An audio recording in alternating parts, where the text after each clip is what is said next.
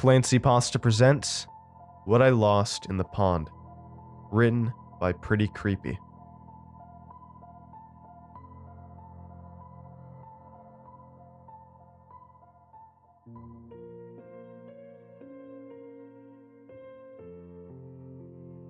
It was getting late. The red rim of the sun was faintly visible over the line of fir trees that marked the edge of our property and the beginning of the woods. It was September now. The days just beginning to shorten in earnest, and in an hour it would be completely dark. Where was Catherine? I found her playing in the front yard. She was sitting cross-legged on the patio, arranging and rearranging the positions of several dolls in a large white dollhouse. I recognized one of the dolls as her favorite, Beatrice. Beatrice was easy to spot because she was a little girl about Catherine's age. Unlike Catherine, she had blonde pigtails, a stainless pink and white checkered dress, and a perpetual smile. "I'm going to school now," Catherine said, hopping Beatrice down the front steps of the dollhouse. "See you later." I tapped Catherine on the arm. She flinched, then looked over her shoulder and scowled. "Becca, don't scare me." Sorry, I said, half-heartedly, hiding a smile. "Mom and Dad will be home soon. They'll kill me if they find you out here in the dark." 5 more minutes? No more minutes, but I can help move Beatrice into the living room. Catherine cradled the dolls, Beatrice and a couple others of lesser importance, and I picked up the dollhouse, and we marched inside single file. The dollhouse was heavier than I expected, much heavier. Up close, I could see that it was solid wood and lavishly constructed, with 3 floors, fully functional miniature furniture, and rugs cut from real wool. It looked expensive, and I realized I hadn't seen it before. "Where'd you get this?" I asked, setting the dollhouse on the living room floor. "I don't remember this one." Catherine paused as if trying to determine the path that would land her in the least amount of trouble. Apparently she didn't find one that suited her because she began inching toward the kitchen. "Cat," I said, firmer. "Did Mom and Dad get you the dollhouse?" "No." "Well, who did?" Catherine shot me an exasperated look. Then, as if it were the most obvious thing in the world, she said, "The man in the pond gave it to me." "What?" She sighed. "The man in the pond. He gives you 1 wish. That's what he said. 1 wish and you can have whatever you want. Get it?" And in one motion she pivoted on her heel and strutted the rest of the way into the kitchen. Of course, I knew the pond she was talking about. It was the old stormwater retention basin, 100 feet or so into the woods. Technically, Catherine was forbidden to go anywhere near it, but telling Mom and Dad at this point wasn't worth the trouble. I made a mental note to remind her of the rule later. As for the man supposedly doling out dollhouses, it wasn't the lie, strange as it was, that stood out to me. I'd heard far stranger from Catherine. Rather, it was how she'd lied. She was so casual, so blasé in the account of the man in the pond. Usually she couldn't help but stare at her shoes or up at the ceiling during a fib, and even then it only took one extra stern look to break her. And then another thought occurred to me. There was no way Catherine could have carried the dollhouse outside by herself. It was nearly her size and heavy. Someone had to have helped her. I knew there were millions of reasonable explanations, all infinitely more plausible than Catherine's. But almost before I realized what I was doing, I grabbed a hoodie and flats and slipped out the front door. Just for a minute, I told myself. Just a quick look around. Just to confirm for my insane brain that everything was, in fact, okay. A few wan rays of sunlight still touched the yard, but they were fading fast. A slight breeze shook the trees. I walked to the edge of the lawn and found a gap in my mother's wall of ferns and rhododendrons, just large enough to squeeze through. The woods beyond it were dark already, and the orange sky visibly only in scattered patches through the interlocking fingers of fir trees. I took a deep breath and shouldered my way forward. Though the path was twisted and overgrown, I'd made the trek dozens of times before. It only took a minute to reach the shore. The pond itself was more a waterlogged ditch than anything, 15 feet across, knee-deep at its deepest point. Standing there alone, I had the urge to laugh at myself.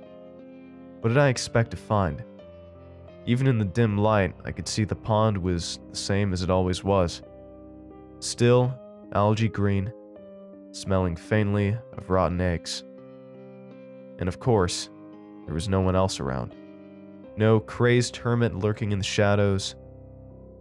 The only living things I could see were the mosquitoes tracing near-suicidal ellipses above the water's surface. I sat down on a log and watched the mosquitoes dance for a while. It was surprisingly peaceful. If anyone's out there, I would take a wish about now, I muttered. Rebecca. The sound of my name obliterated any sense of tranquility, replacing it with a jolt of panic. The unrecognizable voice seemed to come from behind me, or maybe it was in front. I couldn't place it. I whirled around, nearly tumbling off the log, but saw no one. I wanted to yell something sensible. Who's there? Or, if I was brave enough, show yourself. When the voice spoke again. Rebecca, it said. Look. The voice was loud but calm, as if trying to communicate something urgent but resisting the urge to yell. It was not identifiably male, as Catherine had indicated, but it was low and humanly low, approximately the pitch of a rock slide. Look into the water. I rose to my feet, preparing to run. I would run home and get Catherine and lock us both in our parents' bedroom and call the police. That was my plan. I didn't even get to step one, though, before I noticed something moving several yards ahead of me. Lights. Hundreds of lights, just beneath the surface of the water. I peered down into the murk.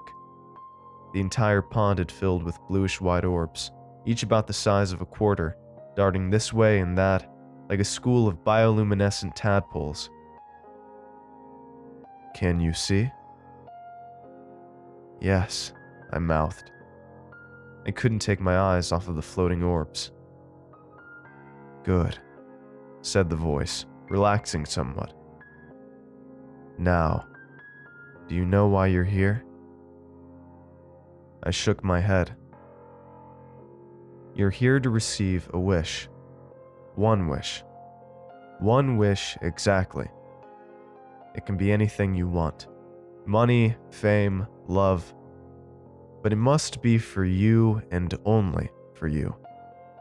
And once it's granted, it can never be undone. Do you understand?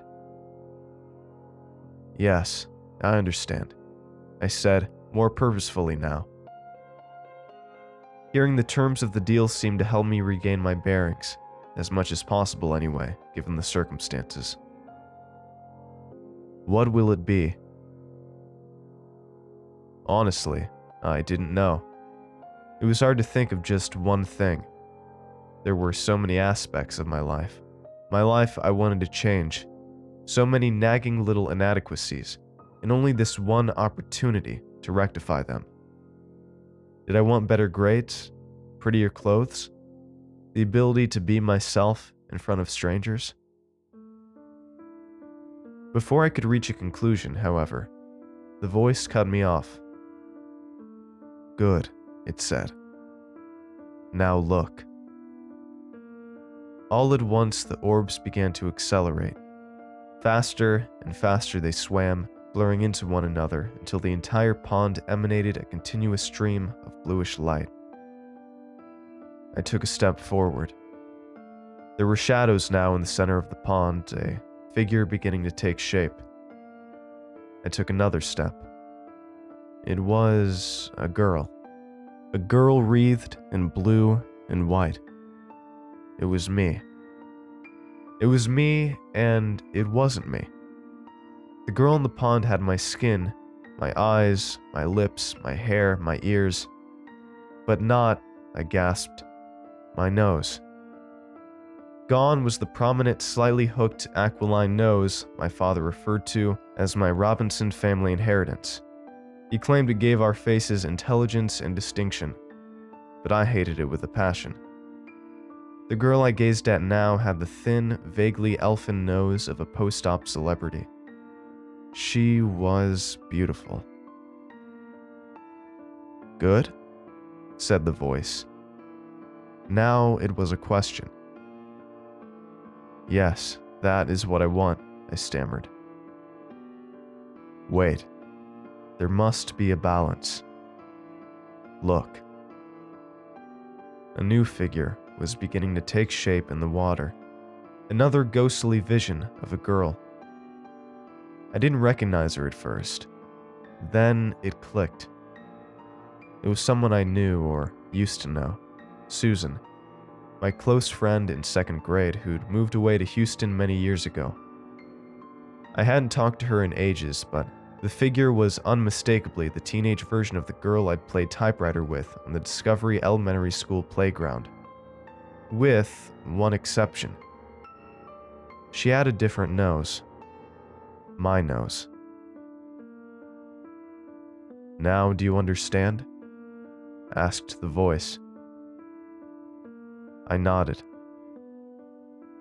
"Do we have a deal?" I'd like to say I hesitated. I didn't. "We do," I said.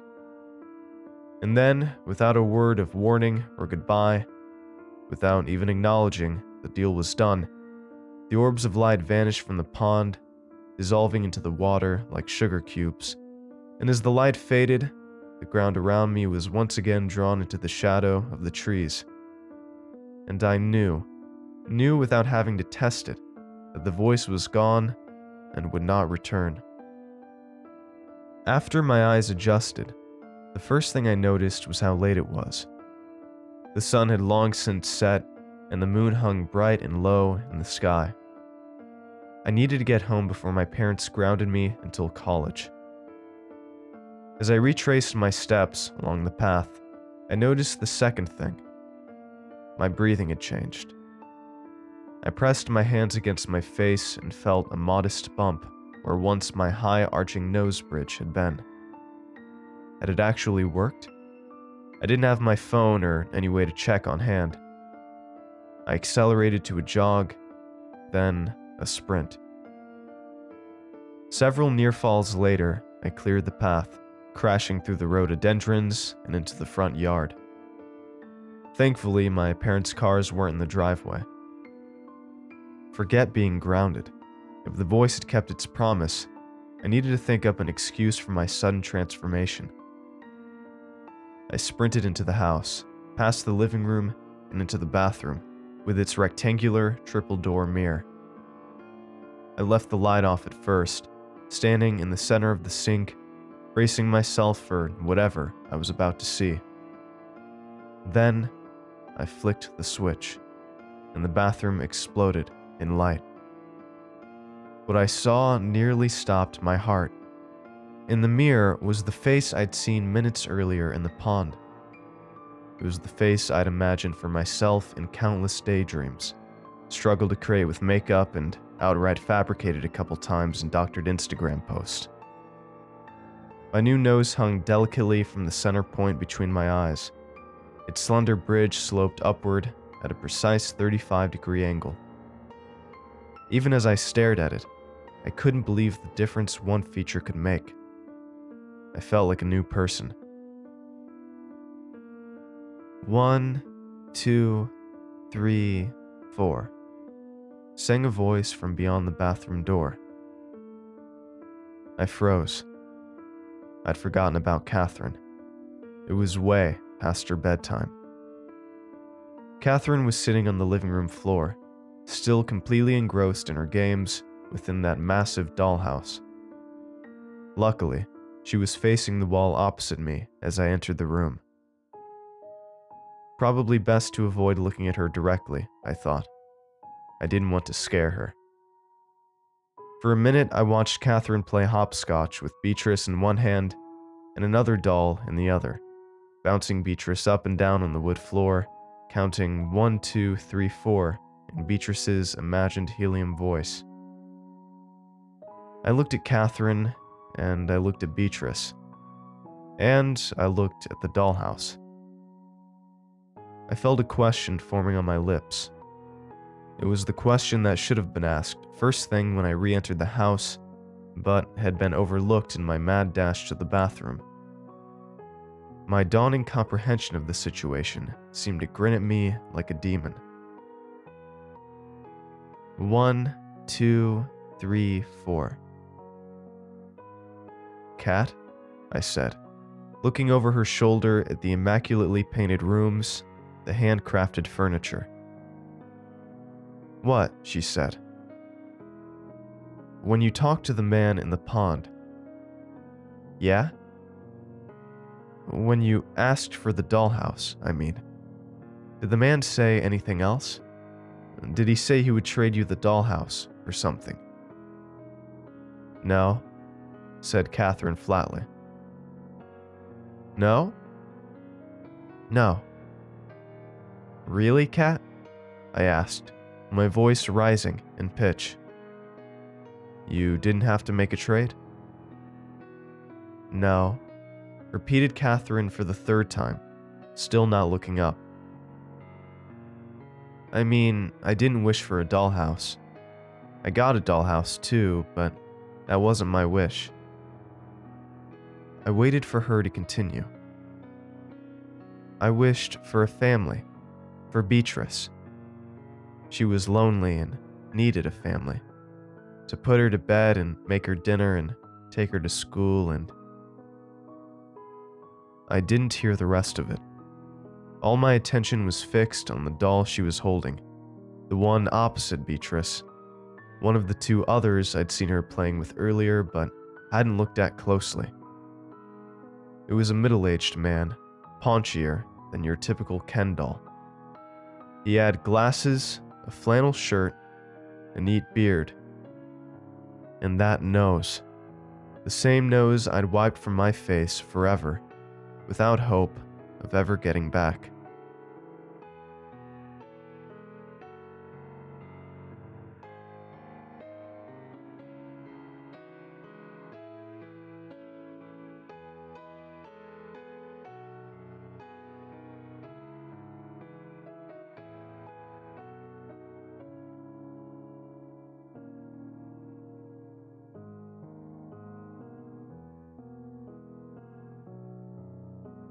Thanks for watching, and I hope you enjoyed today's video. I want to give a huge thanks to all of my supporters over at Patreon and YouTube memberships. Your support makes these narrations possible, and I appreciate it a ton. If you'd like to join these lovely ghouls, you can head on over to my Patreon at patreon.com/ClancyPasta, or click the join button below to become a member. And if you'd like creepy cool shirts, make sure to head on over and check out my official merch store for some awesome tees, hoodies, stickers, and more. Alright. Thank you all for watching, and I hope you have a great night. Cheers.